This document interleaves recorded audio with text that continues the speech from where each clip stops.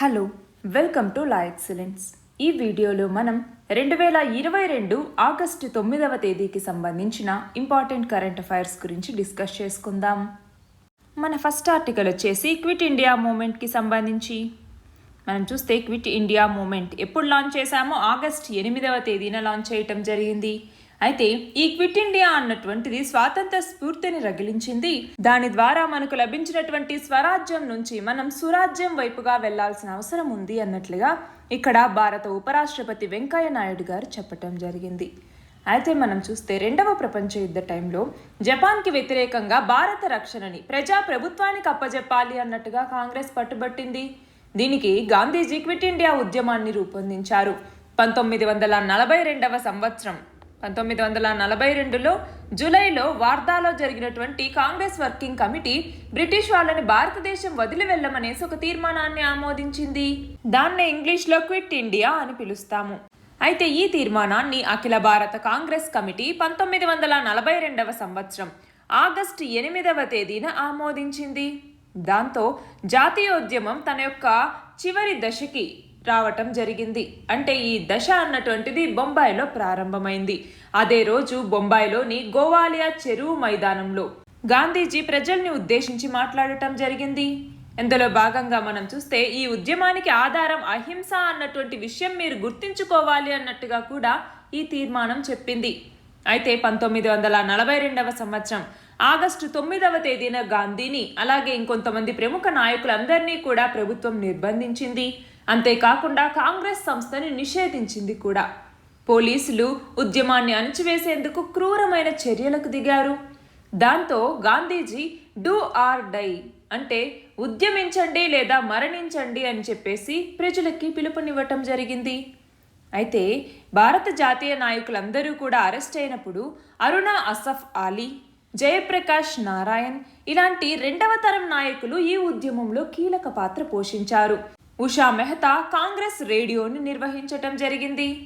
అయితే గాంధీజీ ఆమోదంతో కాంగ్రెస్ తరపున ముస్లిం లీగ్ సహకారం కోసం, మత సమస్యల పరిష్కారం కోసం ఈ క్విట్ ఇండియా తర్వాత 1944వ సంవత్సరంలో మార్చిలో సి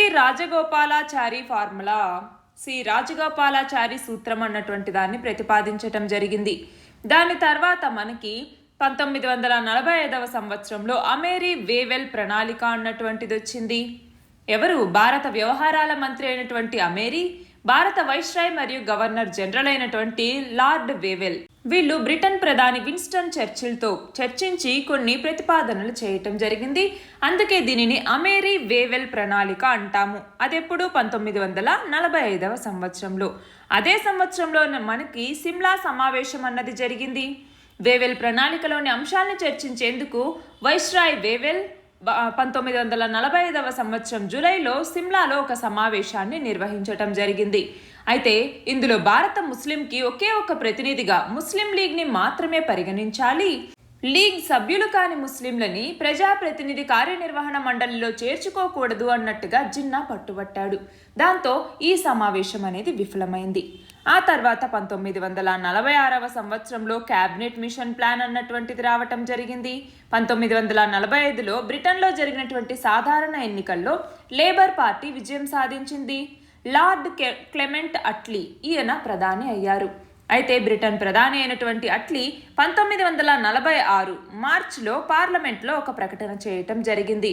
అల్పసంఖ్యాకుల హక్కుల పట్ల మాకు గుర్తింపు ఉంది, అల్పసంఖ్యాకులు నిర్భయంగా జీవించాలి అన్నట్టుగా చెప్పటం జరిగింది. అయితే అందులో భాగంగానే ఒక మంత్రిత్రయ బృందం అంటే 3 సభ్యులతో కూడినటువంటి బృందం భారత్లో పర్యటించి దానికి ఆ రాయబారానికి సర్ పెథిక్ లారెన్స్ చైర్మన్గా వ్యవహరించారు. వాళ్ళు 1946వ సంవత్సరం మే 16వ తేదీన వాళ్ళ యొక్క ప్రణాళికని వెల్లడించటం జరిగింది. అంటే ఆ ప్రణాళికలో రాజ్యాంగాన్ని రూపొందించుకుంటే గనక స్వాతంత్రం ఇవ్వటానికి బ్రిటిష్ ప్రభుత్వానికి ఎలాంటి అభ్యంతరం లేదు అన్నట్టుగా ప్రకటించిందనమాట. అయితే రాజ్యాంగాన్ని రూపొందించేందుకు ఒక ప్రత్యేక రాజ్యాంగ పరిషత్ అనేటటువంటిది ఏర్పాటైంది. 1946వ సంవత్సరం జూలైలో రాజ్యాంగ సభకి జరిగినటువంటి ఎన్నికల్లో కాంగ్రెస్కి 205 సీట్లు, ముస్లిం లీగ్కి 73 సీట్లు వచ్చాయి. అయితే తాత్కాలిక ప్రభుత్వాన్ని ఏర్పాటు చేస్తాము అన్నట్టుగా బ్రిటిష్ ప్రభుత్వం ఆగస్టు 24వ తేదీన ప్రకటించింది. సెప్టెంబర్ 2న తాత్కాలిక ప్రభుత్వం ఏర్పాటైంది. అయితే కాంగ్రెస్ తరపున ఇటు వల్లభభాయ్ పటేల్, రాజేంద్ర ప్రసాద్, అరుణ అసఫ్ అలీ, అలాగే రాజగోపాలాచారి, జగజ్జీవన్ రామ్ వీళ్ళంతా ఈ తాత్కాలిక ప్రభుత్వంలో అక్టోబర్ 29న చేరినటువంటి ముస్లిం లీగ్ తరపునైతే లియాఖత్ అలీ ఖాన్, జేఎన్ మండల్, అలాగే జెన్నెఫర్ అలీ ఖాన్, అలాగే అబ్దుల్ రబ్ నిస్టార్ వీళ్ళు మంత్రులుగా, జవహర్లాల్ నెహ్రూ ప్రధానిగా వ్యవహరించారు. ఇదంతా కూడా క్విట్ ఇండియా నుంచి మొదలై మనకి ఇండిపెండెన్స్ వచ్చే ముందు వరకు జరిగినటువంటి సంఘటనలు. క్వశ్చన్ చూడండి ఇక్కడ, ఇండియా ఆగస్టు ఉద్యమం లేదా ఆగస్టు క్రాంతి అని పిలిచే ఉద్యమం ఏది? ఏ ఉద్యమం? క్విట్ ఇండియా మూమెంట్ లేదా క్విట్ ఇండియా ఉద్యమం అన్నటువంటిది. మన నెక్స్ట్ ఆర్టికల్ వచ్చేసి ప్రపంచ ఆదివాసుల దినోత్సవానికి సంబంధించి మనం చూస్తే అంతర్జాతీయ ఆదివాసీ దినోత్సవం అని కూడా పిలుస్తూ ఉంటాము. ఇది ప్రతి సంవత్సరం ఆగస్టు 9వ తేదీన ప్రపంచవ్యాప్తంగా నిర్వహించబడుతుంది. ఆదివాసుల యొక్క హక్కుల పరిరక్షణ కోసం ఈ దినోత్సవాన్ని నిర్వహించాలి అన్నట్టుగా 1994వ సంవత్సరంలో ఐక్యరాజ్య సమితి ప్రకటించింది. అయితే మన భారతదేశంలో దాదాపు 700కు పైగా ఆదివాసీ తెగలు ఉన్నారు. అందులో 10.45 కోట్ల జనాభా ఉంది.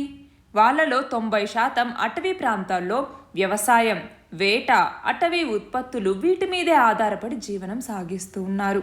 అయితే ఆదివాసీల యొక్క ప్రాంతాల పరిపాలనా సంక్షేమం మీద మన రాజ్యాంగంలో అయితే 5 మరియు 6వ షెడ్యూల్ అన్నటువంటివి ఉన్నాయి. అవునా? 5th షెడ్యూల్ మరియు 6th షెడ్యూల్ అన్నటువంటివి ఆదివాసీలకి సంబంధించినటువంటివే. అలాగే 5వ షెడ్యూల్ని అనుసరించి గిరిజనుల యొక్క భూములు అలాగే వనరుల యొక్క దోపిడీ నియంత్రణకి ప్రత్యేక చట్టాలని తీసుకొచ్చారు. మనం చూస్తే 1950లో 5వ షెడ్యూల్ ప్రాంతాలని గుర్తించి రాష్ట్రపతి నోటిఫై చేయటం జరిగింది. దేశవ్యాప్తంగా పెద్ద సంఖ్యలో గిరిజన కుటుంబాలు ఉండి 5వ షెడ్యూల్ కిందికి రానటువంటి వేల గ్రామాలు ఇప్పుడు చాలా దుస్థితుల్ని ఎదుర్కొనేటటువంటి పరిస్థితిలో ఉన్నాయి. మనం చూస్తే కేంద్ర గణాంకాల ప్రకారం భారతదేశంలో 1.17 లక్షల గిరిజన గ్రామాలు ఉన్నాయి. అయితే వాటిలోకి వచ్చేసరికి 22,000 ప్రాంతాలకి ఎలాంటి రహదారులు కూడా లేవు. అంతేకాకుండా మనం చూస్తే 36,000 గ్రామాలకి రవాణా వ్యవస్థ అనేది సరిగ్గా లేదు. 13,000కు పైగా ప్రాంతాల్లో పాఠశాలలు అనేవి లేవు. 88,000 గిరిజన గ్రామాల్లో ప్రాథమిక ఆరోగ్య కేంద్రాలు అనేవి లేవు. అంటే ఇలాంటి వీటన్నింటిలో కూడా మనకి ఆ పురోగతి అనేటటువంటిది కనిపించట్లేదు. ఈ తెగల యొక్క సంరక్షణ అభివృద్ధి కోసం కేటాయిస్తున్నటువంటి నిధులు అసలు లక్ష్యానికి వినియోగం కావట్లేదు అన్నటువంటి విమర్శలు కూడా ఉన్నాయి.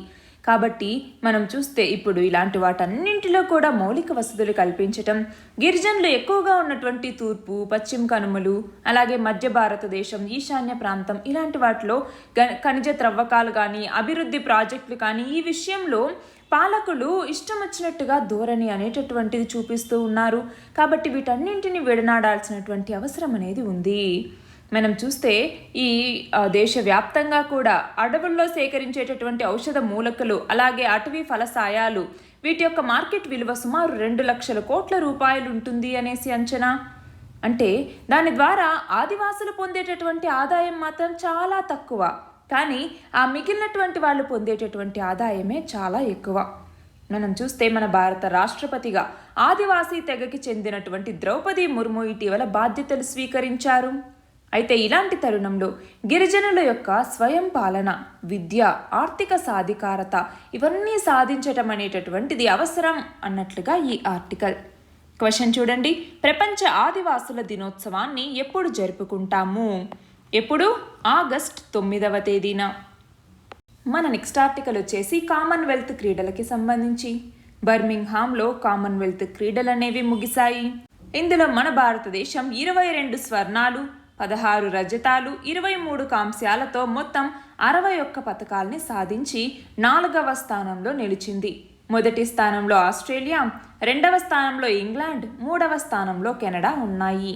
మనం గనక గమనిస్తే 2010వ సంవత్సరంలో జరిగినటువంటి కామన్వెల్త్ క్రీడల్లో మన భారతదేశంలో జరిగింది. ఆ క్రీడల్లో మనకి 38 స్వర్ణాలతో సహా మొత్తం 101 పతకాలు రావటం జరిగింది. అలాగే 2002వ సంవత్సరంలో 30 స్వర్ణాలతో సహా మొత్తం 69 పతకాలు సాధించింది. అయితే ఆ తర్వాత ఉత్తమ ప్రదర్శన అంటే ప్రస్తుతం ఉన్నటువంటి క్రీడలు. అయితే ఇక్కడ మనం చూస్తే కామన్వెల్త్ క్రీడల్లో భారత్కి ఎప్పుడు పతకాలు తీసుకొచ్చేటటువంటి షూటింగ్ని ఈసారి పక్కన పెట్టేశారు. మనము ప్రస్తుత ఈవెంట్ని పక్కన పెట్టేస్తే 2018 వరకు భారతదేశం కామన్వెల్త్ క్రీడల్లో మొత్తం 203 స్వర్ణాలు సాధిస్తే అందులో షూటింగ్ వాటా 63% ఉంది. అంటే మన షూటర్ల యొక్క ఆధిపత్యం ఎలా ఉండేది అనేసి మనం దీన్ని బట్టి అర్థం చేసుకోవచ్చు. అయితే ఈసారి షూటింగ్ అనేది లేకుండానే భారతదేశం 22 స్వర్ణాలని సాధించింది. ఇక్కడ క్వశ్చన్ చూడండి, బర్మింగ్హామ్లో జరిగిన కామన్వెల్త్ క్రీడల పతకాల పట్టీలో భారతదేశ స్థానం ఎంత? ఎన్నవ స్థానం? 4వ స్థానం. మన నెక్స్ట్ ఆర్టికల్ వచ్చేసి భారత విద్యారంగానికి సంబంధించి. భారతదేశం ఒకప్పుడు ప్రపంచ దేశాలన్నింటికీ కూడా విద్యాధామంగా వెలసిల్లేది. కానీ బ్రిటిష్ వాళ్ళు వచ్చిన తర్వాత ఈ వైభవం అంతా కూడా చరిత్రలోకి వెళ్ళిపోయింది. అయితే మనం చూస్తే 1947వ సంవత్సరం అంటే మనకి స్వాతంత్రం వచ్చేటప్పటికి కేవలం 12% అక్షరాస్యత ఉండేది. అది ఇప్పుడు దాదాపు 77.7% అక్షరాస్యులు ఉన్నారు. 15 లక్షలకు పైగా బడులనేవి ఉన్నాయి. స్వాతంత్రం వచ్చేటప్పటికి 20 విశ్వవిద్యాలయాలు ఉంటే అవి 1055కు పెరిగాయి ఇప్పుడు. అలాగే అప్పట్లో ఇంజనీరింగ్ కళాశాలలు 33 ఉంటే ఇప్పుడు అవి 3000కు పైగా ఉన్నాయి. 1947 కేంద్ర బడ్జెట్లో విద్యారంగానికి 1.38 కోట్లు ఖర్చు చేస్తే ఇప్పుడు 1.04 లక్షల కోట్లకు పైగా ఖర్చు చేస్తున్నారు. అంతేకాకుండా అమెరికా తర్వాత ప్రపంచంలో అత్యధికంగా ఆంగ్లం మాట్లాడుతున్నటువంటిది కూడా భారతీయులే. ఇక్కడ ఈ టేబుల్ చూడండి, వివిధ దేశాల యొక్క అక్షరాస్యత, జీడిపిలో వాళ్ళు విద్యకి నిధుల కేటాయింపులు ఎలా చేస్తున్నారు అన్నట్టుగా పర్సెంటేజెస్లో ఇవ్వటం జరిగింది. ఇందులో నార్వేలో 100% అక్షరాస్యత ఉంది. వాళ్ళు వాళ్ళ జీడిపిలో 7.3% విద్యకి పెడుతూ ఉన్నారు. అయితే మన భారతదేశంలోకి వచ్చేసరికి 77.7% అక్షరాస్యత ఉంది. మన జీడిపిలో 3.10% మనం విద్య కోసం కేటాయిస్తున్నాము.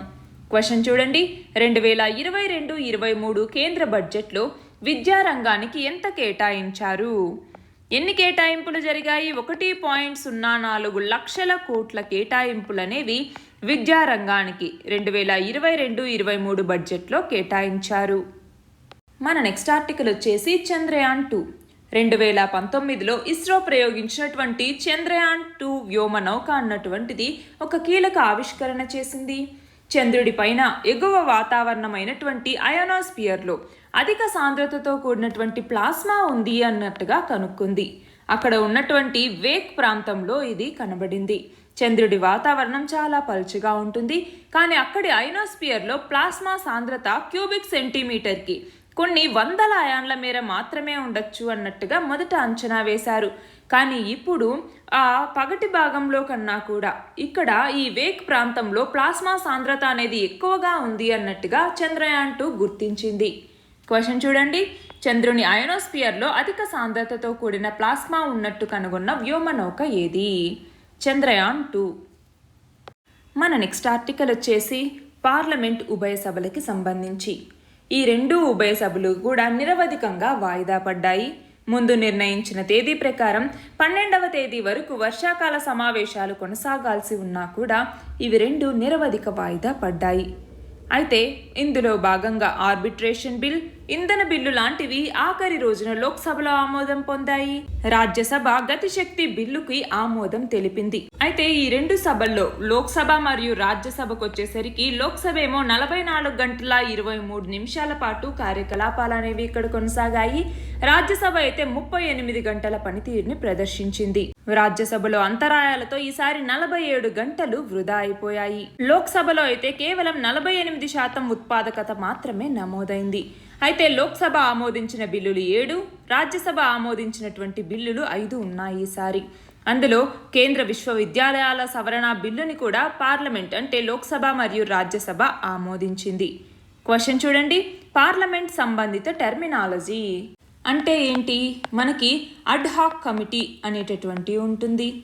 అలాగే మనకి అడ్జార్న్మెంట్ అనేసి పిలుస్తాము. అంటే సభ యొక్క పునః సమావేశం కోసం ప్రస్తుత ప్రొసీడింగ్స్ని వాయిదా వేయటాన్ని ఈ అడ్జార్న్మెంట్ అన్నటువంటిది సూచిస్తుంది.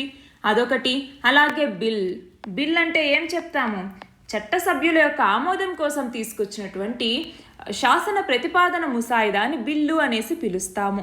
అందులో గవర్నమెంట్ బిల్ అనేసి ప్రైవేట్ బిల్ అనేసి రెండు రకాలు ఉంటాయి. ప్రైవేట్ బిల్ అలాగే గవర్నమెంట్ బిల్. గవర్నమెంట్ బిల్ అంటే ప్రభుత్వం తరపున మంత్రి ప్రవేశపెట్టడం జరుగుతుంది.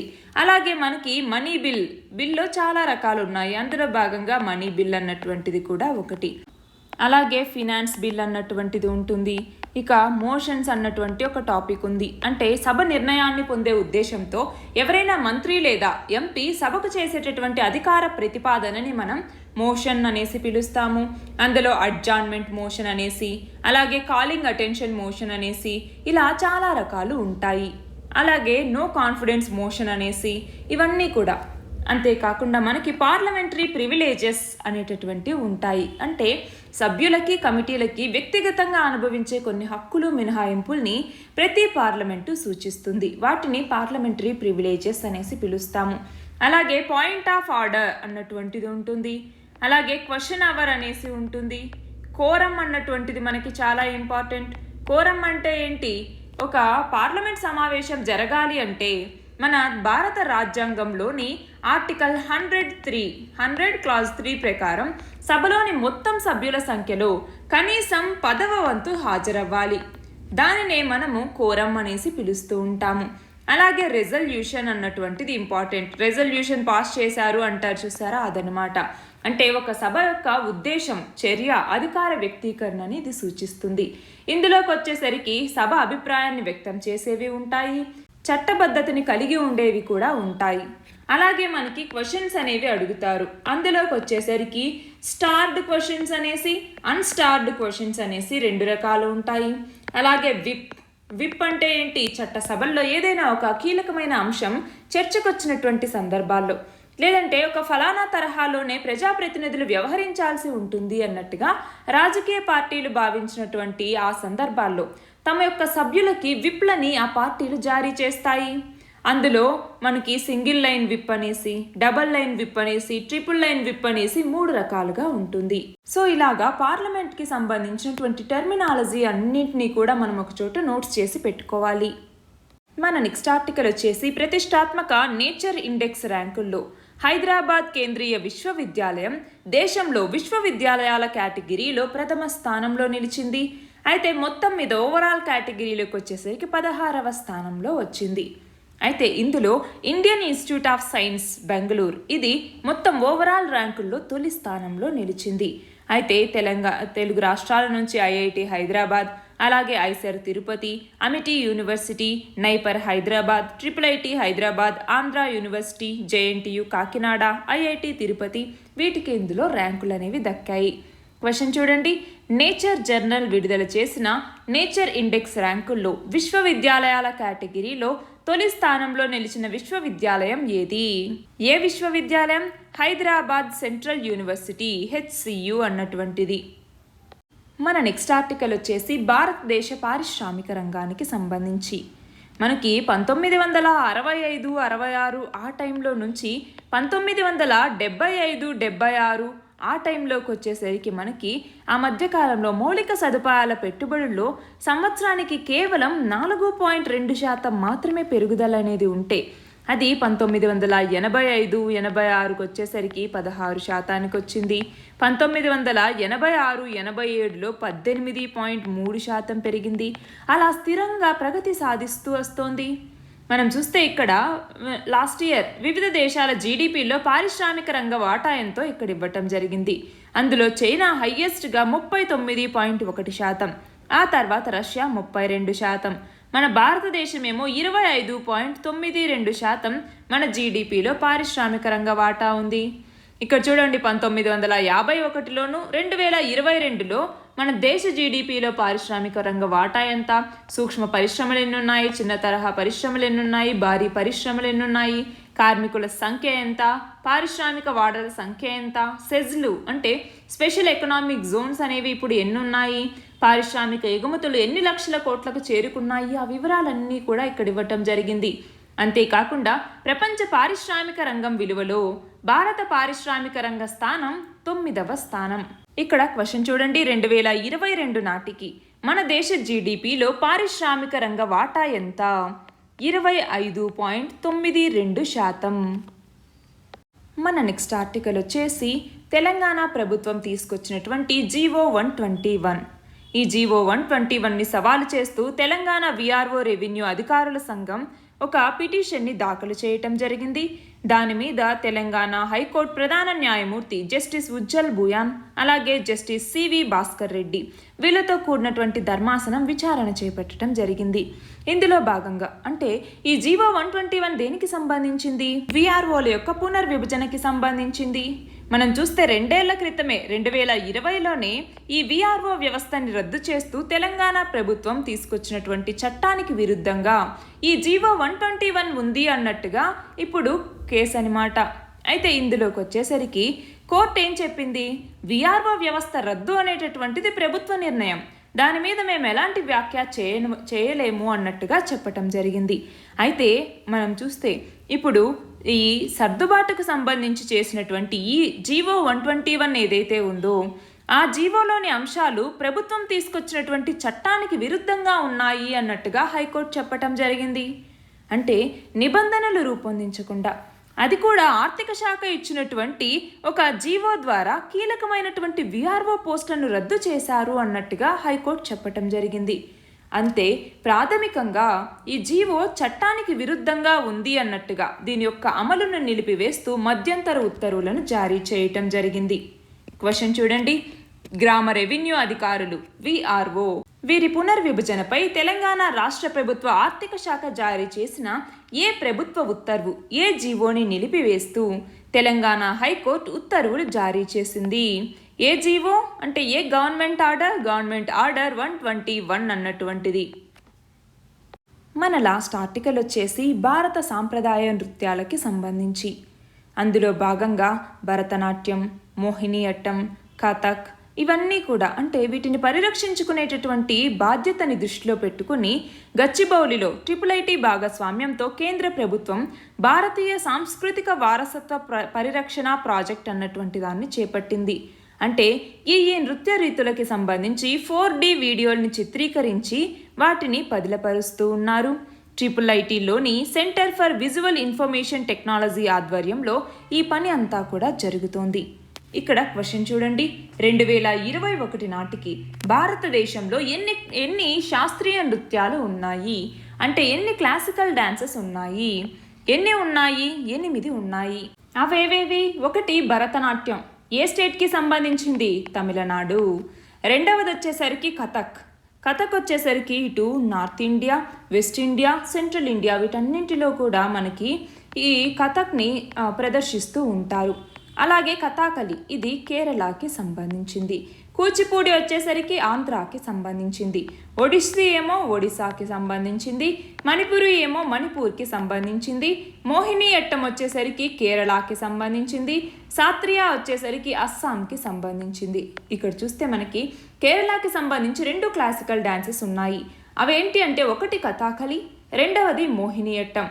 ఆంధ్రప్రదేశ్కి సంబంధించి కూచిపూడి, ఒడిశాకి సంబంధించి ఒడిస్సీ, మణిపూర్కి సంబంధించి మణిపురి, అస్సాంకి సంబంధించి సత్రియా, తమిళనాడుకి సంబంధించి భరతనాట్యం, అలాగే నార్త్ వెస్ట్ సెంట్రల్ ఇండియాలో వచ్చేసరికి కథక్. ఇలా ఈ 8 నృత్యాలకి కూడా సంగీత నాటక అకాడమీ అన్నటువంటిది శాస్త్రీయ హోదాని ప్రస్తుతం అందిస్తోంది. నిన్నటి క్వశ్చన్ వచ్చేసి భారతీయ రక్షణ రంగం గురించి భారత రాజ్యాంగంలోని 7వ షెడ్యూల్లో ఏ జాబితాలో పొందుపరిచారు? మనకి 7వ షెడ్యూల్లో మొత్తం 3 జాబితాలు ఉన్నాయి. ఏమేం 3 జాబితాలు ఇవి? ఒకటి వచ్చేసరికి యూనియన్ లిస్ట్ లేదా కేంద్ర జాబితా అంటాము.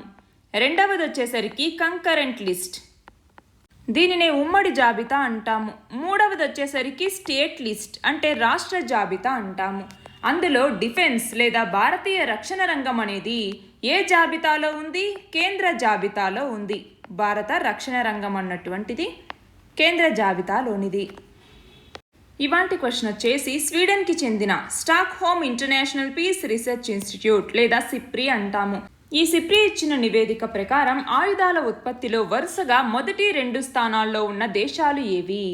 దీని ఆన్సర్ కమెంట్ సెక్షన్లో ఇవ్వండి. కరెక్ట్ ఆన్సర్ రేపటి వీడియోలో చూద్దాం. All the very best and thank you very much.